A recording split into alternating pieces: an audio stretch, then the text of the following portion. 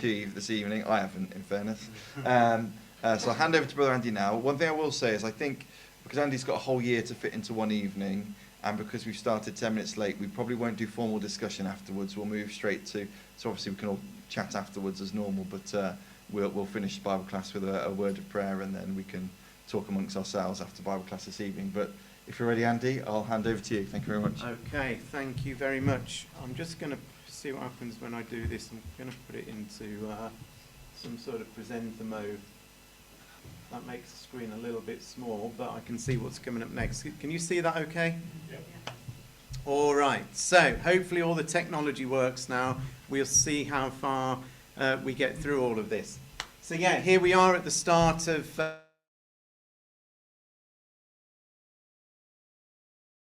see God's hand working in the world. And I thought it's to get us in the zone and to get us thinking about some of the things that happened in the world over the last 12 months. I'm going to play you a video clip that's from a news organization, and it's their summary of what happened in the world. And the amazing thing is, it's almost like watching a prophetical Christadelphian video, because the things that they talk about, they don't mention the Bible, but they're all events that we, I think, would say, yeah, these are the type of events that we have long looked for and we're interested in. So here's first test. Let's see if this video works. Well, it was the year of destructive hurricanes and devastating wars, of parliamentary huckers and a global obsession with a pygmy hippo. This is what the world looked like in 2024. If this felt like a year of disruption, it could be because it was the biggest election year in human history, with around half the world heading to the polls. For context, that's 3.2 billion people.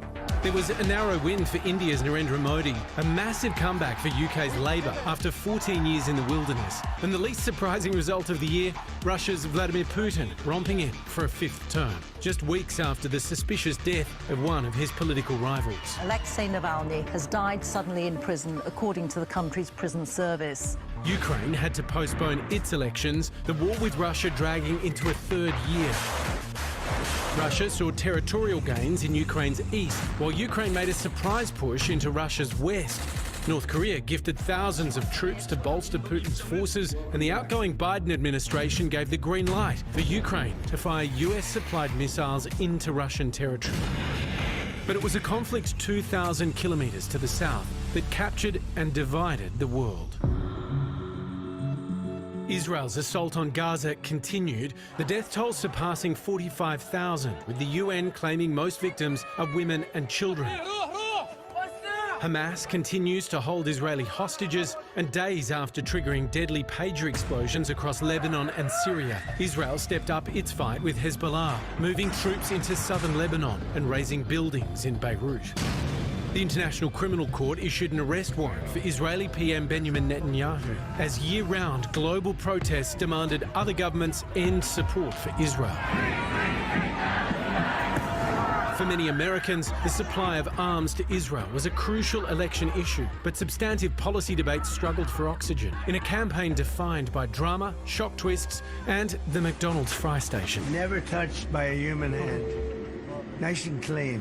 Being a convicted felon didn't slow Teflon Don, and his rematch against Joe Biden led to a debate performance so disastrous, we finally beat Medicare. The president had to withdraw from the race. So I've decided the best way forward is to pass the torch to a new generation. That torch passed to his vice president just 107 days before the election. I accept your nomination to be president of the United States of America. There were 2 assassination attempts, absurd sound bites, They're eating the dogs. leaping billionaires, All right! and razor-thin poll margins that belied the decisive result. CNN projects that Donald Trump has been elected president.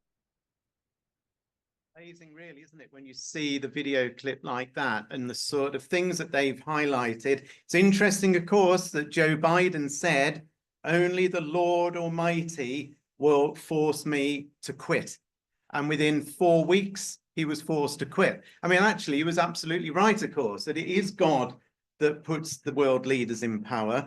And this doesn't mean that Trump is good and Biden is bad. We know that that isn't the case. God puts leaders in power that might be terribly wicked and evil. And probably when you look at President Trump and the sort of character that he is, we are looking at the basest of men. And there he is at the very time of the end. And God wants him in power at this point. Probably, I was talking to Stuart earlier, it's about potentially huge destabilization. Look at what's on the news today with, I'm going to take over Greenland. We're going to change what the Gulf of Mexico is going to be called. I mean, who knows what this man is capable of in this coming term that's fast approaching.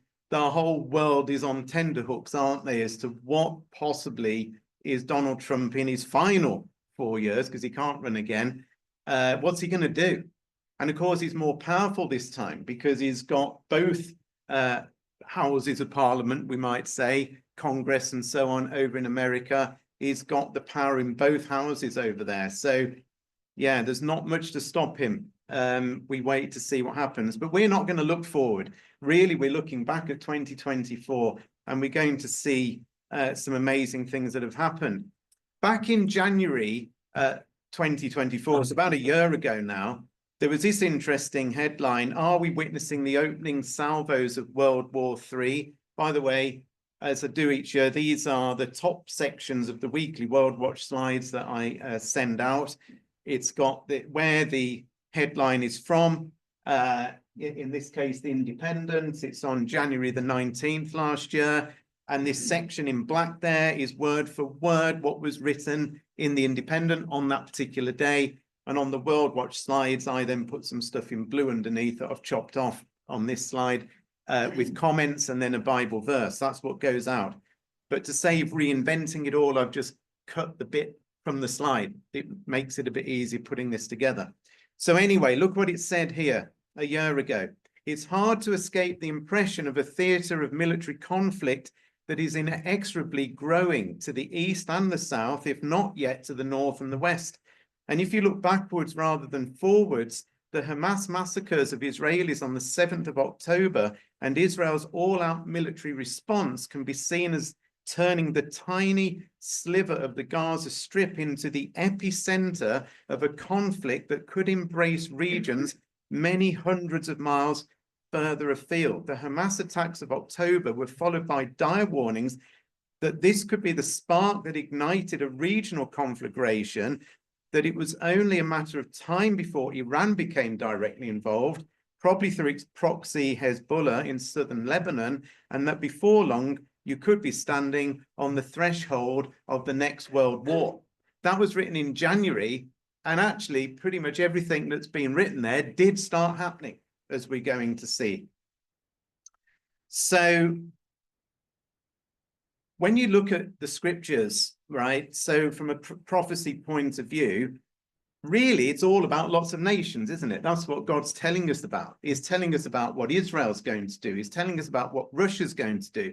He's telling us about what Iran's going to do, what Syria's going to do, America, Turkey, Saudi Arabia, Jordan, Lebanon. All these are, nations, and many other nations as well. There's Europe that's talked about, Britain's talked about. And they're all scattered, aren't they? All these prophecies, they're not all put into one place. And you think, right, I just need to read that book from this chapter to that chapter, and I've worked it out. God has sort of sprinkled them all throughout the scriptures. And our job is to sort of piece these pieces together. It's like a complicated jigsaw puzzle. And all of them are interacting with different pieces. It's not as simple as this. This nation will be impacting this nation. There'll be a prophecy that links this one to this one and this one over here. But at the center of it all is this nation, Israel. And so everything we're going to look at this evening is centered all on this nation, because that's what God's prophecies. They're only interested ultimately with the impact of all of those nations on his people, on his land. So we're going to just start off, and we're going to have a think about what's happened in relation to Israel and Hamas to start with in the Gaza Strip. So back in February last year, there was this headline that Netanyahu unveiled Israel's day after plan for Gaza. And it then said in the Times, Israel wants operational freedom throughout Gaza without a time limit as part of its post-war plan for the territory. And Netanyahu said Israel will maintain operational freedom of action in the entire Gaza Strip without a time limit for the purpose of preventing the renewal of terrorism and thwarting threats from Gaza. You know, this all began, didn't it, on the 7th of October, 2023. As of today, Israel has been fighting a war with somebody or other consistently every day for 458 days and counting. You know, brothers and sisters say to me, Andy, I think they sort of think I saw the Six-Day War, and I didn't. I was born in 1969, so I just missed it. But there's many in this room that probably did see the Six-Day War in 1967. And they say, oh, the community was absolutely on the edge of their seat in those days. And there was a multitude of baptisms. Everybody was thinking, this is it. And not taking away the significance of the Six-Day War when they recaptured the land and Jerusalem. Clearly, that was massively significant, but it was a 6-day war. 6 days. This is 458 days and counting. Israel is fighting a war on 7 fronts right now. It's fighting Hamas in the Gaza Strip. It's fighting Hezbollah in Lebanon. It's fighting the Houthis in Yemen. Is fighting the rebels in Syria, is fighting the Ayatollahs in Iran, and so it goes on. This is a spiraling out of control situation. But going back to Hamas, Netanyahu says, we're not just moving away from this. We cannot afford for this to ever happen again. 1,200 plus Jewish people, Israelis, killed back on October the 7th. We can't afford for this ever to happen again.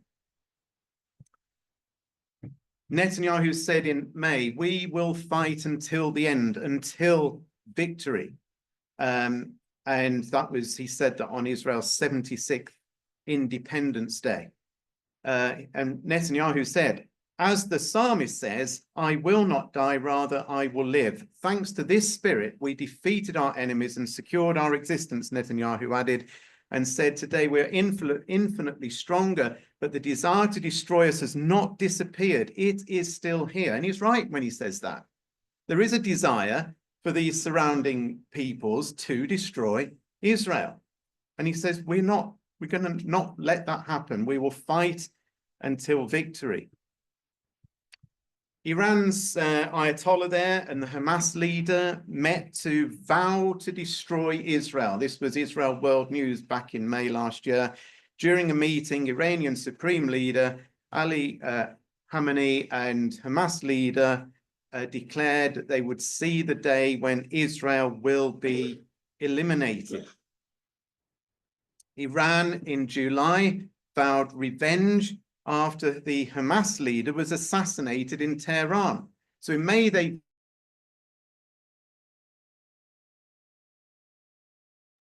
killed the Hamas leader in Iran. Have a listen to this. More breaking news right now, and this coming from the Middle East. Tensions skyrocketing there after assassinations this week, and we are getting right now some brand new details about exactly how the assassination of the Hamas political leader Ismail Haniyeh went down. And these are incredible details that Jeremy Diamond is breaking. He's in Haifa, Israel, in northern Israel right now. And Jeremy, these details are pretty stunning. Yeah, no doubt about it, Aaron. I mean, this was a quite sophisticated operation. I'm told by a source familiar with the matter that Ismail Haniyeh was assassinated in Tehran early yesterday morning using a bomb that was covertly hidden in the guest house where he was staying. But this bomb, I'm told, was actually covertly planted inside that guest house about 2 months ago, and it was only remotely detonated once it was clear that Ismail Haniyeh, Hamas's political leader, was actually inside his room. This shook the Iranian regime to its core, because there was the Hamas leader in a highly protected, highly secure area, and somehow or other, Israel snuck a bomb into the room in this secure compound and blew it up on the very night that he stayed overnight in this place. The intelligence was off the scale. Nobody really knows how on earth they managed to do this. And you can imagine the Ayatollahs going to bed that night thinking, I wonder what's under my bed. You know, this is shocking. And the world was astonished at Israel's ability to be able to do this. And so the main leader of Hamas was eliminated at that point. Just about a week later, Netanyahu declared that Israel was now at war with Iran's proxies. That's talking about all of these groups that Iran sponsors, terrorist groups around Israel, with the sole aim, they only exist to destroy Israel. That's the only reason that they exist is to destroy Israel. Israeli PM Benjamin Netanyahu has declared Israel is in a multi-arena war against Iran's axis of evil, targeting its affiliates, including Hamas and Hezbollah. On October the 17th, so what they did in August, they went and killed the head of Hamas that we've just looked at. But then in middle of October, they killed what they called the mastermind of the October the 7th attacks. This chap called Sinwar or Sinwar. It's interesting, Sinwar. You think, yeah, that sort of sums it all up, really. But there he is, look, Sinwar. And they eventually found him in Gaza. And it says that they found him by chance. And using a wooden stick, they pushed back the man's upper lip to reveal an identifiable gap between his front incisors, and they knew they'd got him. And then they went in and, fully identified this man. They killed him, and he was the mastermind behind it all. And you might wonder why I've got that rather strange picture at the top. We'll cover that in a minute. But there is a lady hammering a tent peg through the head, as it appears, of Sinwar, but we'll have a look at that in a minute. The intense phase of Israel's war in Gaza is over as focus shifts to Lebanon. That was in June last year. That was what Prime Minister Netanyahu said. He said that the war against Hamas is winding down as the country focuses on its border with Lebanon, where fighting with the militant group Hezbollah is escalating. He basically said the success will mean Israel will likely turn its forces towards the Iranian-backed Hezbollah group. And of course, that did start happening. So have a look at this, because this again shocked the world. And I'm sure we all saw what's coming up now and thought this is quite incredible what Israel's doing here. The unprecedented attack in the Middle East. Thousands of pagers belonging to members of Hezbollah exploded across the country, injuring thousands of people. New York Times is reporting Israel hid explosives in those pagers and then triggered the explosion simultaneously. This morning, schools across Lebanon are closed after an unprecedented attack involving thousands of pagers held by Hezbollah militants that exploded simultaneously. These were not lithium-ion batteries cooking off. These were explosives. Thousands of devices detonated in Lebanon after receiving a message yesterday, killing at least 9 people and injuring almost 3,000. Hezbollah saying as many as 11 of its members were killed. Devices blew up in hands, pockets, and here in a shopping bag. You know, the incredible thing is they've now found that the company that supplied the pages to Hezbollah was a Jewish Israeli company that had set itself up in the middle of Europe somewhere. I forget which nation it was. So they actually bought the very kit from Israel that was going to blow them up. It's mind-blowing. You know, if somebody had written this in a book, you'd say, well, that's never going to happen. And it did. And they designed it to maim as many people as they could. They were all terrorists, all carrying these pages. And as they answered it, they put it to their ear because it said, you need to listen to a message. So the message comes through, you've got to listen to this. So they put it there and then they detonated it. And you can imagine the damage I mean, it's horrible. But, you know, these are people that are out to destroy Israel, and Israel had got all of this in place. An unleashed Israel is humiliating its enemies was in the Telegraph on September the 18th. The audacious attack, talking about this pager attack on the Iran-backed terror group Hezbollah, is likely to have effectively halted their operations, at least.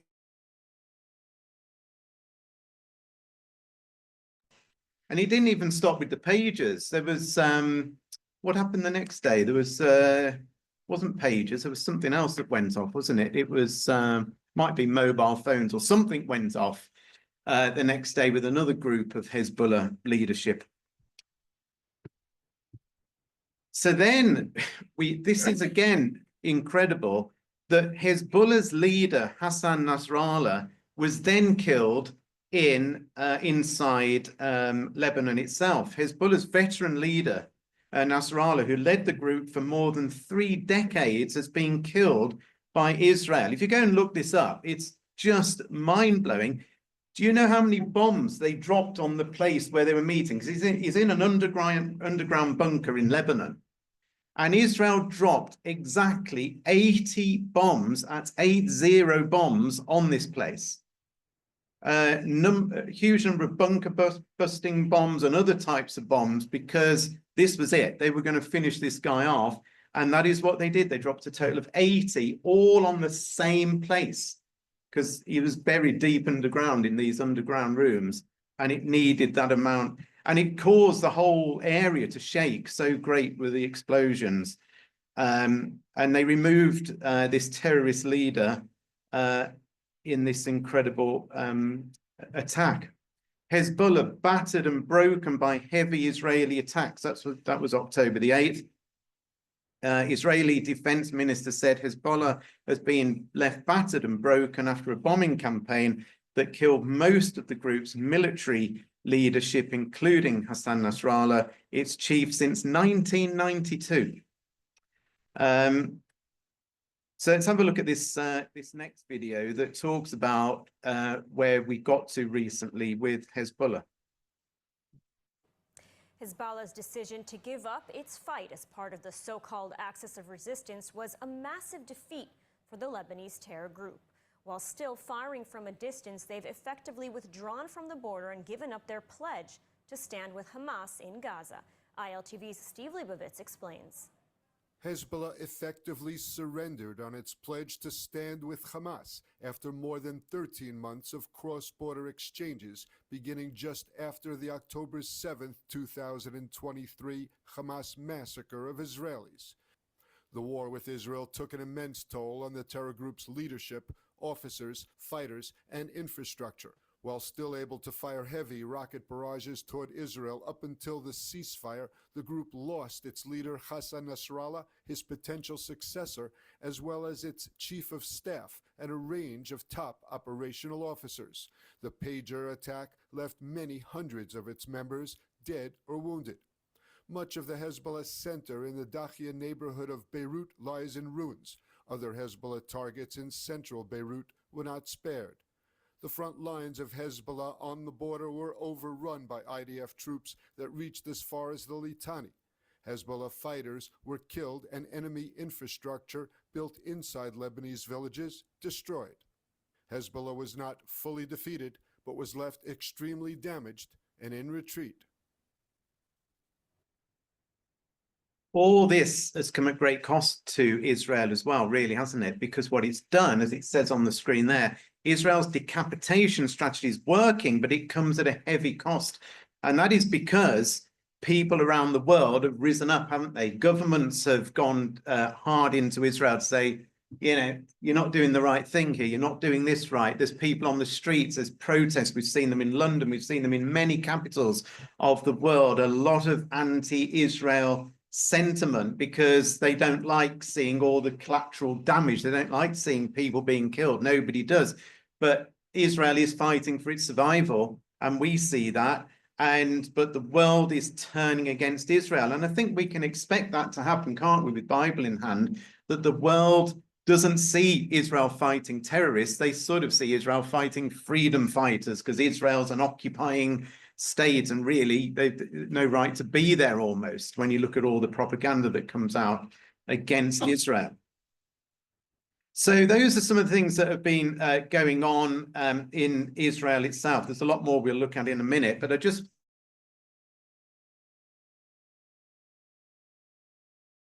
talk on Joel on YouTube if you wanted to have a look at that, which goes into this in a lot of detail. But in Joel chapter 3, it's a chapter about the time of the end. It's a chapter about how the nations are actually ultimately gathered to Armageddon. And in that chapter, it talks about the lead up to Armageddon. And in verse 4 of Joel chapter 3, it says, God talking, by the way, this is the Lord God himself talking. He says, yea, what have you got to do with me, O Tyre and Zidon, and all the coasts of Palestine? Will you render me a recompense? And if you recompense me, swiftly and speedily will I return your recompense on your own head. The NIV puts it like this. God says, are you repaying me for something I have done? If you're paying me back, I will swiftly and speedily return on your own heads what you have done. So God singles out here in the lead up to Armageddon, 3 places, Tyre, Zidon, and the coast of Palestine. And he says, have you got something against me? And if you're going to try and do something against me, I am going to turn it straight back swiftly and speedily on your own head. And I believe what God is talking about ultimately are the very things that we've been seeing happening. Because what are these places? Where is Tyre and Zidon, and where are the coasts of Palestine? Who is God referring to? Well, if we go and have a look at the coasts of Palestine, or some versions say the coasts of Philistia, you're looking at this area here on the map, and it is the area pretty much of what we would now call the Gaza Strip. It's not absolutely completely identical to the square foot, but here's Gaza City. This is the Gaza Strip area. The area of Philistia, the coasts of Philistia, is the area equivalent to where Hamas is ruling. God says effectively, what have you got to do with me, Hamas? And do you know what the answer? I'm going to bring a record. You've tried to damage me. I am going to bring it back swiftly and speedily on your own head. And if we haven't seen that happen, then I don't know what else we have seen. God then says that the same applies with Tyre and Zidon. Where are Tyre and Zidon, but up here in Lebanon, happens to be the stronghold of Hezbollah. And who are the 2 groups that Israel's fighting right now? You know, in a major extent. What have you got to do? I'm going to bring a recompense back on your own head. Now, it doesn't take you long with a Bible, with cross references in your Bible or some sort of concordance to leap from Joel chapter 3, verse 4 to Psalm 83, verses 4 to 7. Well, really, the whole of Psalm 83. Because look here. There is Tyre and Zidon and the coast of Palestine, and Psalm 83 has got the very same people, the Philistines and the inhabitants of Tyre. But what's Psalm 83 talking about? Psalm 83 is exactly this same event. It's just that you've got more detail. So we go and have a look in Psalm 83, and it says, "Thine enemies make a tumult." Do we think God's enemies are making a tumult in 2024? I think so. "They that hate thee have lifted up the head." Have they lifted up the head? I think so. "They have taken crafty counsel against thy people and consulted against thy hidden ones. And they've said, Come, let us cut them off from being a nation, that the name of Israel may be no more in remembrance." Hamas leader goes to Iran and they talk about, and they openly talk about it, destroying Israel. This is Psalm 83. Verse 5 says that they've consulted together with one consent. So they've all got together to work this out. They are confederate against thee, the tabernacles of Edom, the Ishmaelites of Moab, the Hagarenes, Gebal, Ammon, Amalek, the Philistines that we've already talked about. That's the area of the coast of the Philistia, and the inhabitants of Tyre, and Asher also is joined with them. So then you look at this slide that we've looked at many, many times leading up to 2024. I was talking to Stuart, and Stuart says, how long have you been coming here? I said, about 15 years. And we've been talking about this for the last decade, saying that there will be an initial inner ring war around Israel involving Israel's immediate enemies. Do you think we're seeing that? Now, when you look at this map, pretty much all of it is coming into play. And I want to cover off these few here in Jordan in just a second. But there's Philistia, that's Hamas. There's Tyre and Gebal. That is talking about Hezbollah. Syria, we're going to touch on in a minute, is now in the fray, isn't it? Do we think Syria is now drawn in? Absolutely it is. The bit that's sort of missing is this bit here in relation to Jordan. And I think Jordan is ultimately going to get involved in this conflict. Why do I think that? Because God says in Psalm 83 that Ammon, Moab, and Edom, that are areas of Jordan, are also going to be part of Psalm 83. Now, you might say, well, that isn't really on the news at the minute, but it is if you look for it. On September the 9th, there was this headline, with Iran increasingly meddling in Jordanian politics, the kingdom's relations with Israel could fray. With Jordanians voting for a new parliament on Tuesday, this is only a few months ago, really, the Hashemite kingdom's delicate ties with America and Israel are expected to become even more fraught. Iran is exploiting the dissatisfaction, aiming to undermine the monarchy and weaken its ties with America and Israel. And growing street sentiments that have been boiling hot since Hamas launched the October the 7th war. Now, this guy that we're going to have a look at in just a second is a chap called David Hurst, who's co-founder and editor-in-chief of something called the Middle East Eye. He was the Guardian newspaper's main correspondent on foreign affairs. This guy is, you know, is not somebody that's a conspiracy theorist. He sort of knows what he's talking about. Listen to what he has to say. Everyone is looking south to Egypt or north to Lebanon for a response to Israel's mission to force as many Palestinians as it can out of Gaza. They are looking in the wrong direction. They should be looking eastwards to Jordan for the real reaction. The kingdom has been shaken to the core from top to bottom by what's happening in Gaza. Queen Dania, the king's Palestinian wife, has appeared twice on CNN to denounce glaring Western double standards and failing to condemn the civilian deaths under Israeli bombardment. The Prime Minister, Bisha al-Qasone, has said that the displacement of Palestinians is a fundamental violation of the treaty that Jordan signed with Israel all those years ago. And the Foreign Minister, Ayman Safadi, has said that another Nakba would amount to a declaration of war. But this is nothing compared to the reaction on the streets when Abu Ubaidah, the spokesman for the Qassam brigades, appealed to Jordanians to rise. The response was swift in coming. Tribal leaders in Al-Mazar sent their fraternal greetings to Hamas. The streets have been thronged with demonstrations, and the army has had to be sent to the border to prevent a march by Palestinians and East Bank Jordanians towards the Israeli border. The Prime Minister is right. Another Nakba would be a violation of the treaty that King Hussein signed with the Israeli Premier Yitzhak Rabin 30 years ago. So Jordan is serious when its parliament reviews the treaty as it's doing right now. Don't forget, of course, as well, that Jordan itself are the custodians of Temple Mount, right? So they are super involved in Jerusalem. They will, I believe, get involved. Now, you might wonder where this those conglomerate of nations, the confederacy of nations that come against Israel. You might say, well, what happens to them? It says that they're all going to come against Israel. They're going to want to destroy Israel. But does Psalm 83 say that they are going to destroy Israel? And it doesn't say that.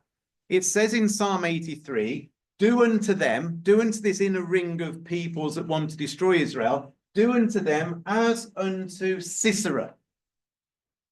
You go and you look about Sisera. You probably remember Sisera from Sunday school. And you read about this nice lady here called Jael, who gets a tent peg and smashes it through the head of Sisera, who was himself a military general, and hammers it straight through to the floor. And that is why I put, there's Sinwar, who was the mastermind behind October the 7th and planned it for a long time. Ended up with me thinking this is exactly the same thing. In fact, Israel said he died of a traumatic brain injury. I think Sisera died of a traumatic brain injury. You probably don't get more traumatic than a tent peg smashed through your skull, through your temples into the ground. And lo and behold, Sinwar, the same sort of thing happened. He had this traumatic brain injury. They shot him, but he died of a traumatic brain.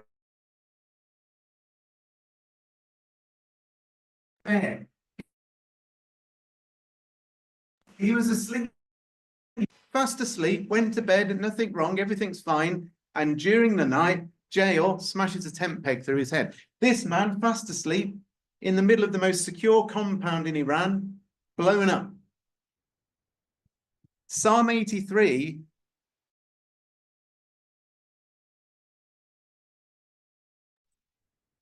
it's not just these two people that Israel has eliminated.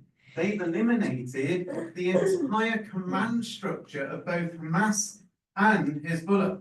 And I don't know if replacing the Hezbollah leader, and then the next day it says, oh, he's been eliminated. Another one comes in. Oh, next day he's been eliminated. The next one comes in. Oh, he's been eliminated. It's really quite amazing what we're seeing happening. We've talked about this before as well, because here are literal peoples that surround Israel that want to destroy Israel. And it says, even Assyria has joined them. And just as these are literal places, I believe this is also a literal place. Assyria is a separate entity. You notice it's got them all listed out. And by the way, all these are tribes: Ishmaelites, Moab, Hagarites, Ammon, Amalek, Philistia, people of Tyre. You notice it doesn't say Lebanon, it says the people of Tyre, right? So they're all people, and God says, and there's somebody backing them. In fact, modern versions say that, well, it says here, look, even Assyria joined them to reinforce Lot's descendants. There's this big power called Assyria that is backing this lot. Now, I wonder who that is. Who is this Assyrian power that's backing all of these smaller tribes that surround Israel? So you go and have a look, and you say, well, where was Assyria when all of Psalm 83 was being written? And there it is on the map. And then you put on the modern nations, and there's Iran, and there's Iraq, and there's Syria. And out of those three huge nations that covered the bulk of Assyria at that time, the most powerful one clearly in these last days is Iran. And you might say, well, why didn't the psalmist say Persia, or why didn't he just single out Iran? It's because it's this huge block of nations here, I think, but we now can see that it's Iran that's the major power that is behind all of this, which sort of then makes sense when at the very same time that we've seen Psalm 83 happening, what do we see in April? Remember this? Iran launches hundreds of drones and cruise missiles at Israel in an unprecedented attack. Iran has never, ever, ever attacked Israel, not in its history. Iran launched more than 300 drones and missiles at Israel on Saturday night in the Islamic Republic's first ever direct attack on the Jewish.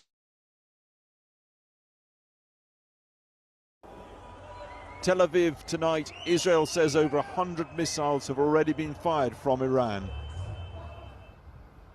Haifa this evening, Israel's Iron Dome missile defense attempting to intercept a first salvo of incoming Iranian missiles. The missiles being launched in Iran, responding to what Israel calls its new phase of the war.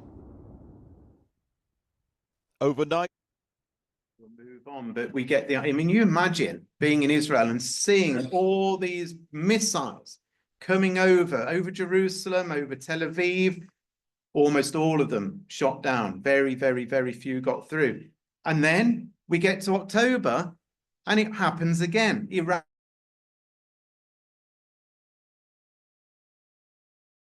They launched them towards the country in the large-scale attack that has further heightened. But there's a lot of noise right now about the fact that in the dying days of Biden's presidency, because Trump comes into power, I think it's on the 20th of January.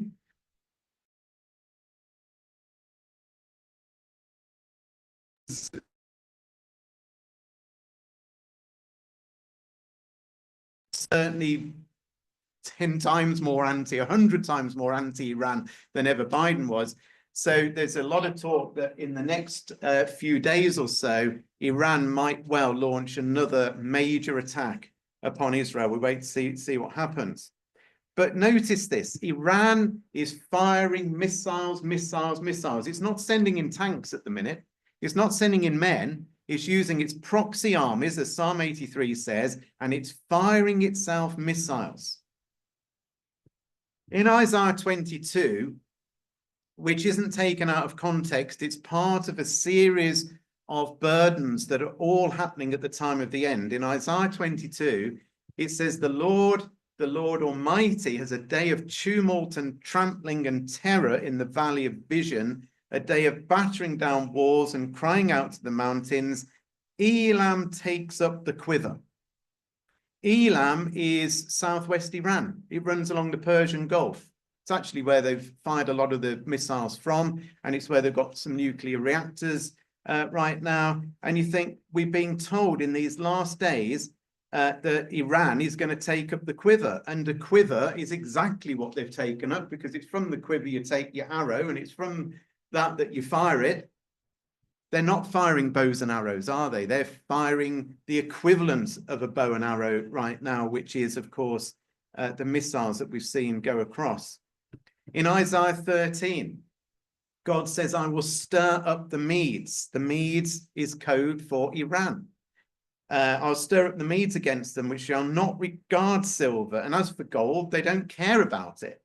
Their bows will also dash the young men to pieces. They'll have no pity on the fruits of the womb, and their eye will not spare children. There's other references to Iran and missiles as well. And it's no coincidence. God says they're obsessed with missiles. They're obsessed with arrows. They're obsessed with bows. They're obsessed with this thing, and they don't care about the money. This is ideological for Iran. You can't buy your way out of this. This is an ideological war. That's what we're being told. Now, this is also quite amazing because on October the 3rd, there was this headline that somebody from Australia sent me on email. And he said, it was a brother from Australia, and he said, in the light of what you've said for a long, long time about there being an inner ring war, I had to send you this. And the headline was, Iran tried to light a ring of fire, but now Israel wields the blowtorch. The Iranian Ayatollah strategy from the outset was to light a ring of fire around Israel to burn it to death. The ring has many parts to it and has all flared up. Hamas, the Palestinian Islamic Jihad in Gaza, Hezbollah in Lebanon, the Houthis in Yemen, Hezbollah in Iraq, just to name the biggest, all are armed, financed and directed by Iran. This is like reading Psalm 83, and yet it's in a newspaper. Israel has inflicted so much damage on Iran's proxies and has doused so much of the fire that Iran finally felt compelled to engage the enemy itself. So see all this here. You've got all this talk about a ring of fire, and now Israel wields a blowtorch. In other words, it's turned the fire back on its enemies. You then go to Zechariah 12, which again we've quoted for about a decade. Every year I've come here and said, Zechariah 12 is the inner ring war. And this is the slide that I've put up every single year for pretty much the last decade. And I've said, look, God says that he's going to make Jerusalem like an intoxicating drink that makes the nearby people stagger when they send their armies to Jerusalem and Judah. This is nothing to do with Russia and the outer circle of nations that comes, that's Ezekiel 38. These are nearby people sending their armies to Jerusalem and Judah. But look what it says in verse 6. On that day, I will make the clans of Judah like a flame that sets a wood pile ablaze and like a burning torch. How amazing is that? What did it say on the previous slide? If I go back one. Iran tried to light a ring of fire, but now Israel wields the blowtorch. What do we read? We read that they become a burning torch among the sheaves of grain. Israel says God is going to become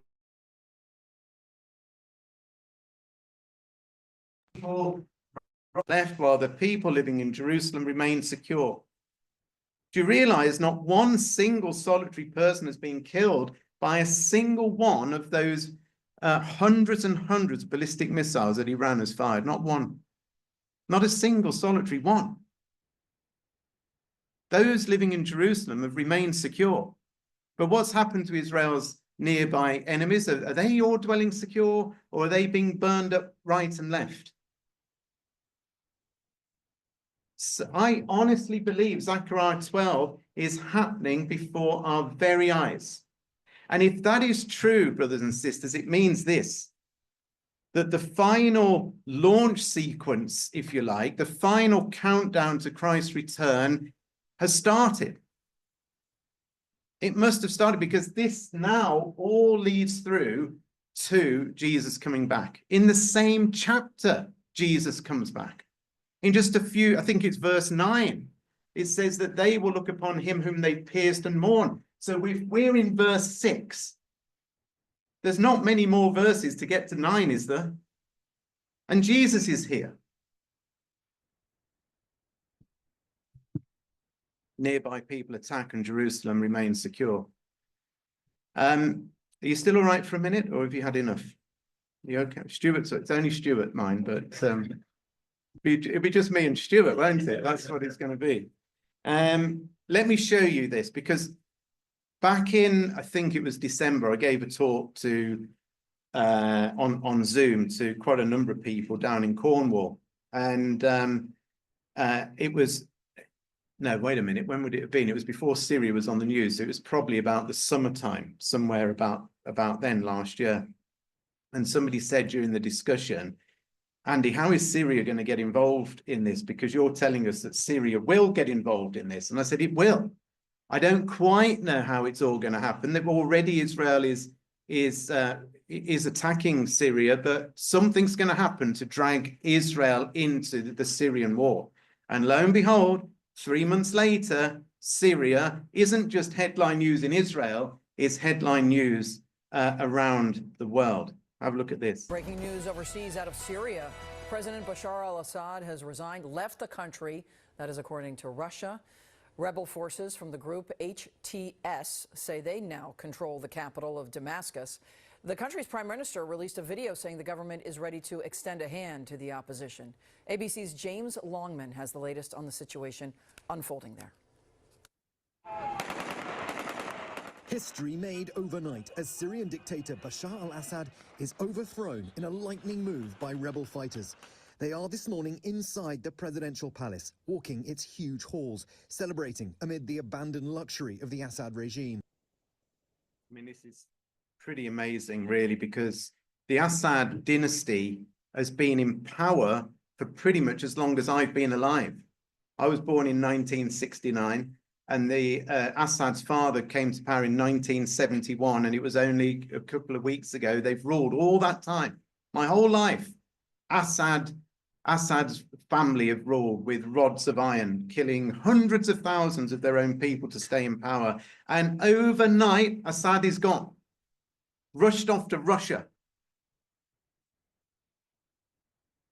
The Ayatollah Khomeini loses everything, and it talks there, we won't read all of that out, but basically The Ayatollahs backed Assad, along with Russia, by the way, of course, we know that.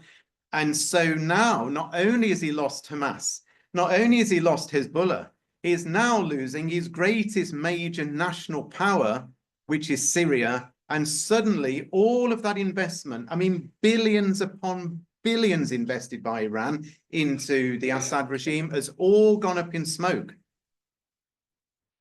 Do you think the rebels are going to pay Iran back all the 50 billion that's owed back to Iran? And they're not. They've just lost $50 billion overnight. It's a shocking result for Iran. And what then happened was, exactly at this same time, Israel carries out dozens of airstrikes. Have a look at this. Tonight, with Syria convulsed in revolutionary chaos, its neighbor Israel taking decisive action. Israeli warplanes carrying out strikes across the country, leaving this airbase near Damascus in flames, according to the Syrian Observatory for Human Rights. The target, Israel says, military sites, including the Assad regime's stockpiles of chemical and biological weapons, which it fears could fall into the hands of extremists. The only interest we have is the security of Israel and its citizens. Bashar al-Assad, Syria's toppled dictator, used chemical weapons against his own people during 13 bloody years of civil war. If you want to know more about Damascus, I've done a video on Damascus, put it up on YouTube on the 30th of December. Have a look at it, because it's just all about Damascus. It's amazing what God says about Damascus. If you've never looked at Genesis 14 in relation to events now happening, there's an incredible allegory going on right now. Go and have a look at it if you want to. I don't know if you've ever looked at Amos 1 recently, but here's another interesting prophecy. Amos chapter 1 says that the Lord will roar from Zion and utter his voice from Jerusalem. And then there's 4 places that are mentioned in relation to God judging. And it says, thus saith the Lord, for 3 transgressions of Damascus. Thus saith the Lord, for 3 transgressions of Gaza. Verse 9, thus saith the Lord, for 3 transgressions of Tyre. Thus saith the Lord, for 3 transgressions of Ammon, I'm going to bring judgment on all these places. How amazing is that? There is Damascus. There's Gaza, Hamas. There's Tyre, Hezbollah. The only missing link right now is Ammon. Where's Ammon? Jordan. Do you think Jordan is going to be in amongst our news at some point? Or do you think that was a throwaway line from God that actually isn't going to happen? It's going to happen. The other one, of course, in relation to Syria, again, we've looked at this a lot over the years, is Isaiah 17, the burden of Damascus. Behold, Damascus is taken away from being a city and will be a ruinous heap. The very fact that Damascus even exists right now is proof that this has not been fulfilled, because it is going to be taken away from being a city. It will cease to exist.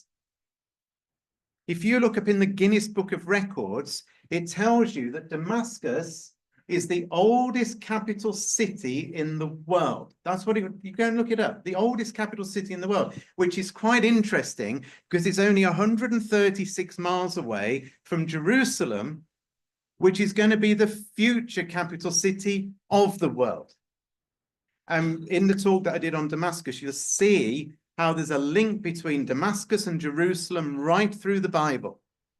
It's no coincidence that the Apostle Paul was close to Damascus when Jesus was last ever seen. The last time that Jesus was ever seen wasn't when he took off from the mountain, the Mount of Olives, because he appeared as a bright light in heaven. And he told Saul, as he was very close to Damascus, to go and start preaching to the Gentiles. And the preaching to the Gentiles began as he saw Christ as a bright light in heaven. Jesus is coming back as a bright light in heaven. And at that point, the preaching to the Gentiles will come to an end. But this is all another story. You need to go and watch the other video. Look, the bottom line is, there is Assad, but he's gone. And the West is saying, oh, well, this could be it, the time of wonderful peace for Syria. This could be a wonderful time of peace, because surely now there'll be democracy and all these raging fighting, all this maelstrom of nightmare hands, and it would be a lovely country. That is not going to happen. I know it's not going to happen because Damascus has got to completely be destroyed as a city. It also tells us in the same chapter that the 45 towns of northern Israel, the AV doesn't say that, it says Ephraim, but Ephraim is code for northern Israel. The 45 towns of northern Israel will also be destroyed. In the conflagration between Israel and Syria, which is only just beginning, it will end up with northern Israel taking some major punches from Syria, but Israel will win. The chapter makes clear. So it basically says two things are going to cease. The fortress from northern Israel, and in the verse that we've just read, it talks about the kingdom departing from Syria. And so Israel has got a fortress in northern Israel. It's got all of its defenses and iron domes, but something's going to happen that is going to weaken Israel in the north. Jerusalem will continue to remain secure, but there's trouble, more trouble coming on Israel, I believe, as yet to come. The end of Isaiah chapter 17 then says these amazing words. So after Damascus has gone, after Israel is recovering from the war with Syria, it then says this: listen, the armies of many nations roar like the roaring of the sea. Hear the thunder of the mighty forces as they rush forward like the thundering waves. Well, well, well, I wonder what this is talking about.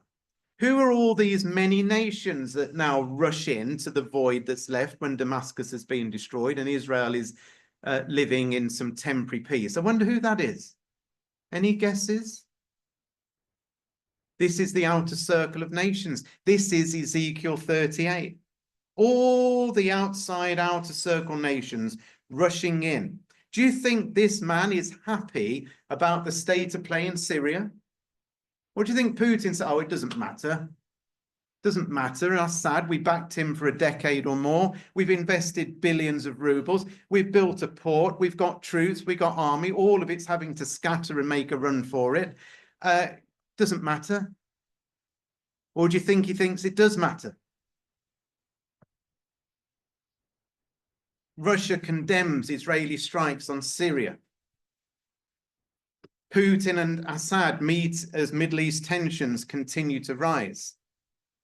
Russia slams Israel in attempts to gain power and influence in the Middle East. Russia is likely trying to exploit the conflict in the Middle East to expand its influence, war experts say. Russia tells Israel not to even consider attacking Iranian nuclear facilities. Putin denies Russian defeat in Syria and says Israel is the main winner.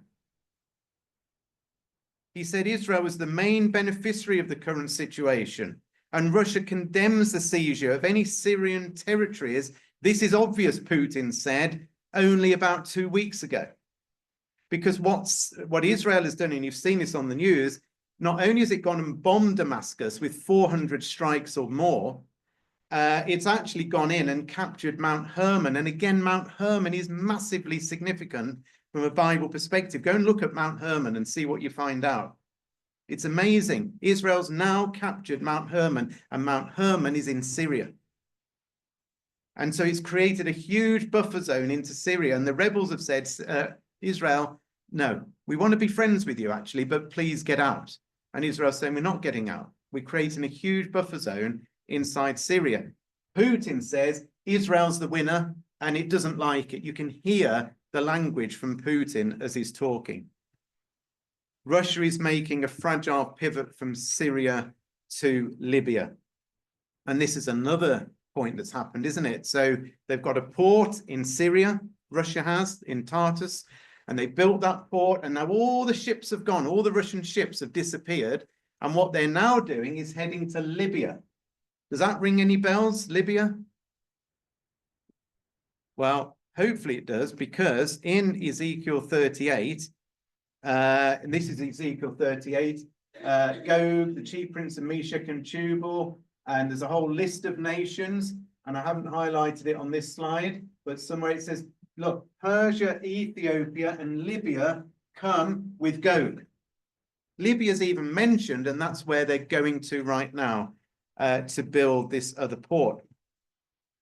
You notice on this list that Persia's on the list, and it's first on the list. So Gog, chief prince of Meshech and Tubal, is talking about Gog is the Russian leader, and Meshech and Tubal is a reference to Russia.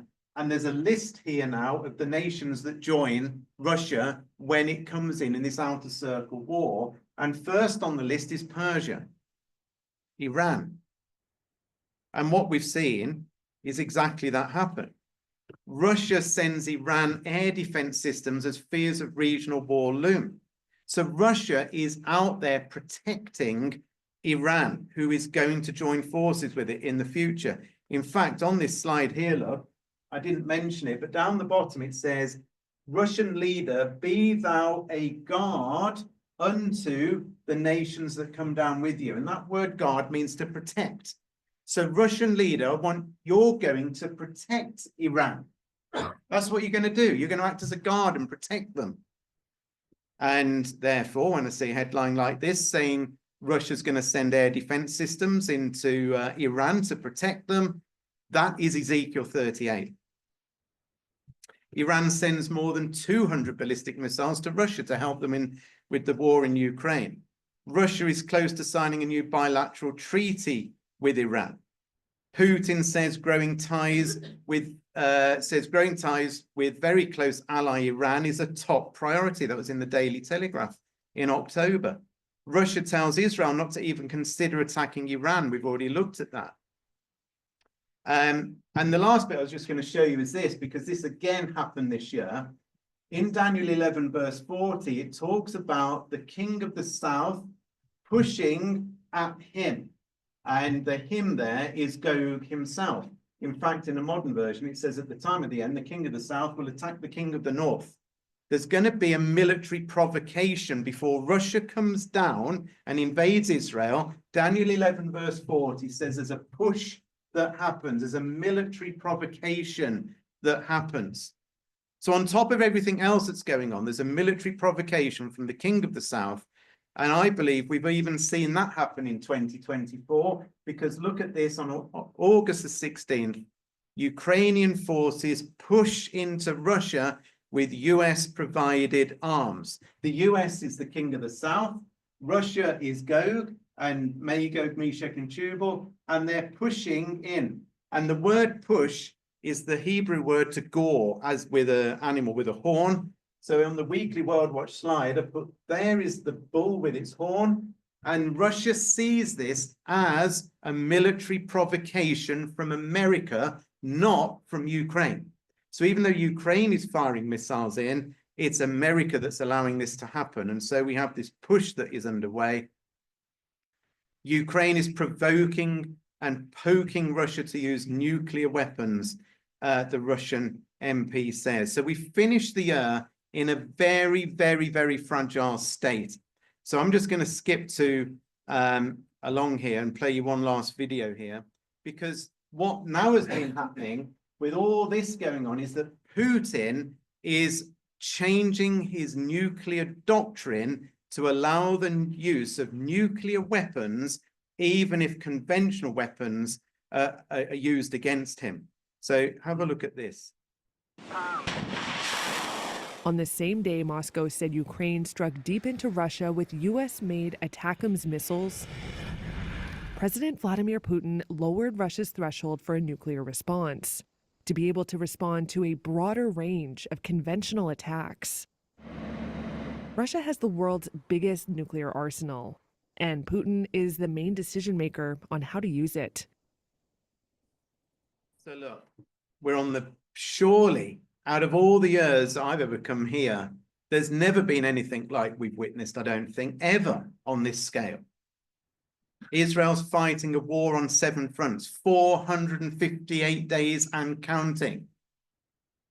All of this is counting down to the return of Jesus. And to add all into the mix, into this maelstrom of conflagration, is this man. And do you think this is going to help matters Or is it going to make things a whole bunch worse? God has put him in power at the very end of time, because certainly something is going to happen to destabilize things even more. It probably isn't going to bring, stability to the world, is he, President Trump? He's not going to bring stability. We know there's a temporary time of peace, so he might well force peace in Ukraine, but only after maybe more destruction. There's got to be a time of peace in Ukraine coming up, or at least a temporary standoff or stalemate, because here's the thing. Russia has got to come down to Israel.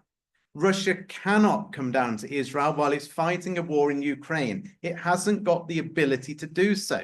That's why Assad fell, because it didn't have the strength to support Assad in power while it's got all of its forces hammering Ukraine. So Russia can't come south while the war in Ukraine continues. Therefore, what Trump has said is, I am going to, on my first day in office, bring the Ukraine war to an end. That's highly unlikely to happen. But that is and has to happen at some point, some negotiated stalemate or standoff between Russia and Ukraine that frees up Russian forces. The other thing that's going to happen at some point is, after this conflagration around Israel has probably widened a bit more and Syria's got involved in Jordan, there will come a point when Israel dwells in some temporary peace, and into that void comes Russia and Iran and North African nations and so on. How long does all that take? I don't know. But I don't think it's, all these things are going at a rate of knots now. Who would have thought Assad would have disappeared almost overnight and everything changed in the Middle East? And Jesus could come back in the clouds of heaven at any point, I think, from here on in. I really think it can be at any point. And probably it would be hard to say, that this has taken us all by surprise. I had no idea that Jesus was so close in coming. If he appeared in the clouds of heaven tomorrow, it shouldn't really be a shock, should it? Because of the multitude of incredible signs that God has given us. And he didn't have to tell us all this stuff. He didn't have to tell us any of this. He could have just said, one day Jesus is going to come back, and, just keep reading the Bible and, working together. He didn't. He said, I'll tell you all these things that are going to happen at the very end of time. And brothers and sisters, they are happening. Thanks for listening.